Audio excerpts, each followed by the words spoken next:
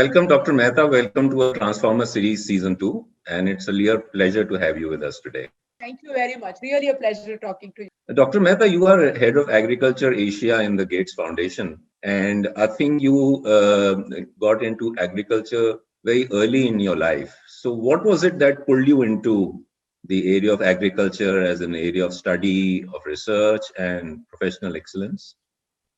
So I was a hardcore biologist, was getting trained or was trained as a lab biologist. Here in India and then in Japan and then in the US. So a very, very lab type person who at some point realized that, generally in developing countries, they say only about 11% of the research in agriculture that is done in laboratories really reach out to the farmer. Rest of it remains as proud publications in fancy journals, right? And often don't make it to changing people's lives because, and so a lab person who constantly kept asking a question as to, so what, right? XYZ research that I am doing, how does it help the sector in general? And I think that's where I started getting more into the pragmatism of taking research or rather extending science to the society type programs. Started working with Professor M.S. Swaminathan, who gave a totally different perspective to me as a researcher, and that urge to take the research to the farm. So that's where I kind of put my foot outside the laboratory, if I may say that. That's interesting. And what has been your experience over the last more than 20 years that you've now been in the area of agriculture? How do you find? Do you see some of the challenges that you thought the agriculture faced? Some of those, are they kind of being addressed suitably? Are the challenges going up? What's your current sense? I think generally a lot of the challenges have remained the same. However, there has been some shift in the way we look at the challenges, right? 27, 28 years ago, when I was a student of agriculture, or actually more than 28 years ago, our focus was mainly, are in the sense as researchers, are in sense of developing countries, our focus was more towards production and productivity. What do we do? How does science help in sort of, growing more food for that matter, right? That shift we see now as the focus is now getting more towards profitability. I'm not saying that production wise and productivity wise we have solved the problems, but I think the world has come a long way in terms of the amount of food it produces. Does that food translate into developmental needs? For example, does that food translate into better nutrition levels? Does that food translate into better income for the farmers? Has the world's larger production made farmers richer in some sense?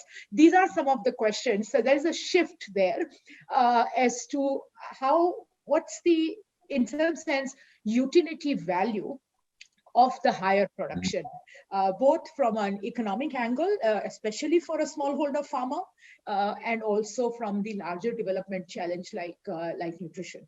So there has been certain challenges which has been persistent, but there has been newer challenges that has added, and climate change, for example, is one of those, right? It is in real, and agriculture is one of the sectors that is going to be hit the hardest. And so there are newer challenges, but at the same time, there are newer opportunities also, and that has been added. So how do you see livelihoods generation, profitability, and nutrition and sustainability? Do you see them coexisting? Do they kind of tend to conflict with each other? How do you kind of see them getting resolved as you go forward? Yeah, I like the word you use in terms of coexistence, right? Because they are, right? It is not, none of these things can be seen in silo. If you produce more, you should be able to make more money as a farmer. If you're producing more, and if you have more food in the country, you should be able to not just address the hunger, but also the nutrition challenges, right? If you have technologies, the technologies better be sustainable, so that they are not only looking at higher production and perhaps higher income and so forth, but it also looks at sustainability and the issues of climate. So all this is so interlinked in terms of the problems, and also the solutions are interlinked. Mhm. And how do you see a lot of professional knowledge and technology kind of trying to bring in solutions, or how do you see the importance of, the people, knowledge and experience of the local people who've been kind of in agriculture for many generations? I think it's a mix of all, right? And you, who is one of the leader in Pradhan, would know this so much better, right? It is the right mix of all of these things together, not overdoing. I don't see technology as the only solution. I do not see indigenous knowledge as the only solution. I see a combination of these things as a solution. And so I think what is the right mix, where, in every area, every problem, every commodity would have that mix in different ways, right? Certain things, digital technology, for example, there are some very, very interesting potential blue sky ideas. What's the pragmatism angle added to it? How can this be rolled out effectively so that farmers see value in that, right? Those are some of the things. So it's technology, indigenous knowledge, implementation capacity, and the absorption capacity of the farmer. All of this are different pieces of the same puzzle.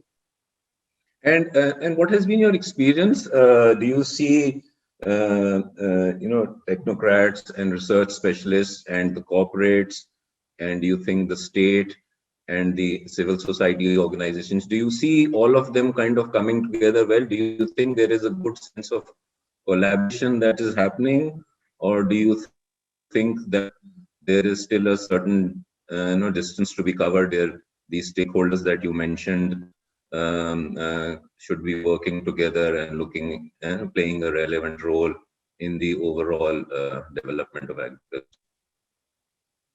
Um, while there are isolated incidences of where these collaborations have happened very well, I would not say generally that these collaborations have done very well. And this is not just about India, this is anywhere in the world, right?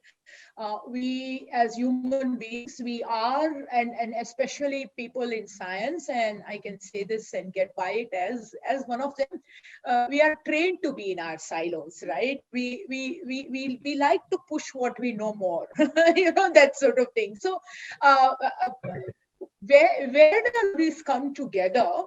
And I think the best place or platform for all of this together is the farmer's own field, where each one of us, whether there is a technology developer, technology disseminator, technology knowledge transformer, buyer, seller, all of these people, the biggest incentive or the ultimate success for them is how many farmers are able to utilize this technology, right? And therefore, all of this basically, comes together, and it is effective only when all of it comes together, joins the dots at the farmer's field. And therefore, and it's not just about technology reaching the farmer, but our ability to listen to the farmer, their priorities, and taking that. So it's a two-way arrow. And wherever we have seen this two-way arrow being effective, where the farmer is not seen as a beneficiary, but a farmer is seen as a partner of the problem, or in solving the problem, is where these collaborations have worked much better. Tell me, as part of Bill and Melinda Gates Foundation, what is the kind of role or impact the organization is being able to play in the area of agriculture, both I think in Asia and to a certain extent in Africa?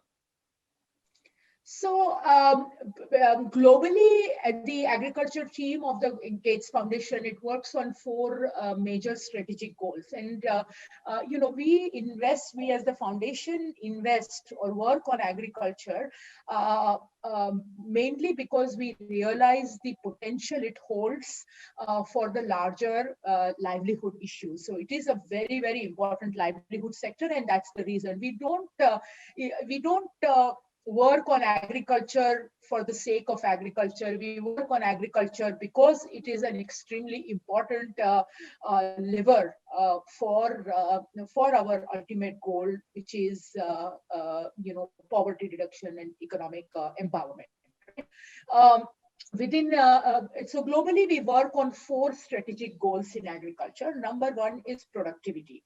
This is where, and all of this is, of course, focused towards developing country challenges, right? So number one is productivity.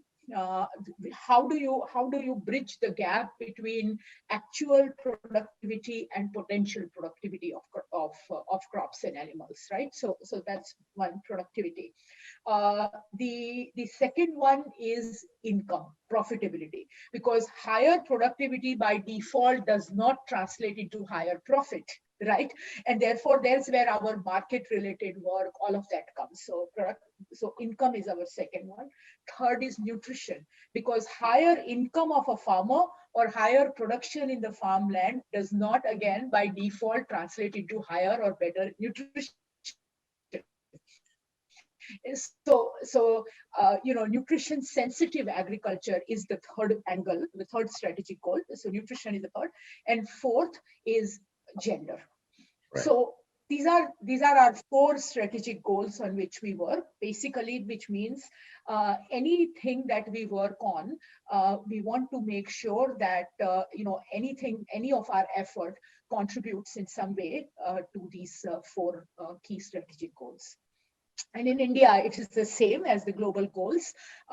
In India, our approach of working on this is slightly different. We totally realize the capacity the country has to offer in terms of human resource, in terms of so much that the country already has, and in terms of the very, very powerful spendings from the governments. And therefore, in India, we work in very, very close partnership with the various stakeholders, but especially with the government.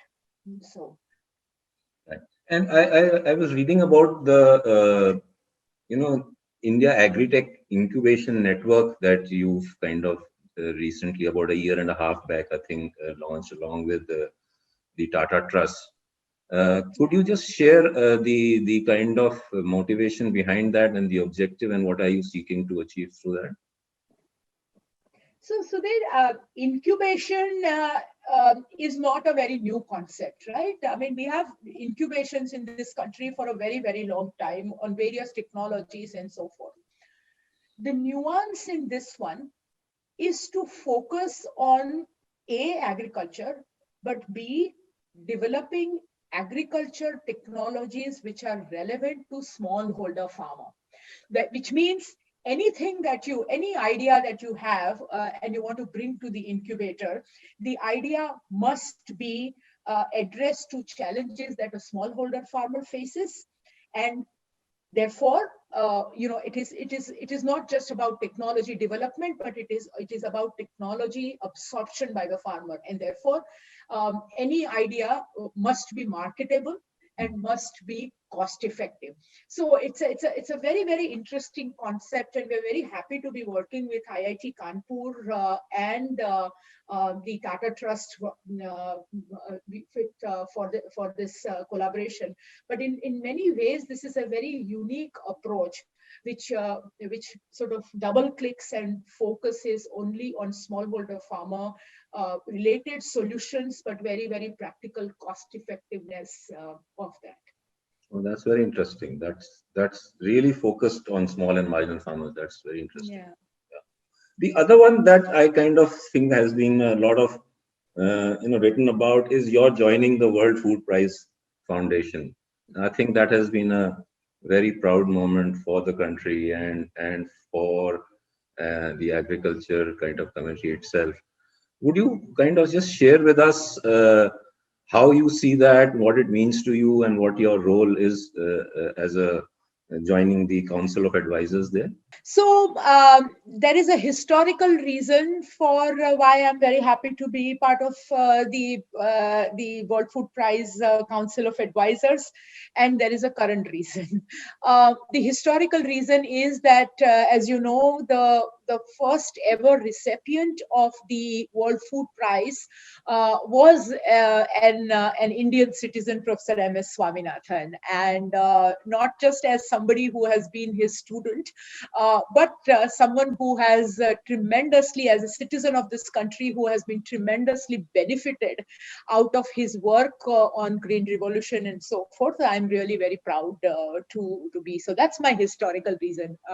But the current reason also is, look, this is a country, India is one of the largest producer of food right now, one of the most prominent agriculture players in the world, and also continues to host the world's largest number of farmers, right?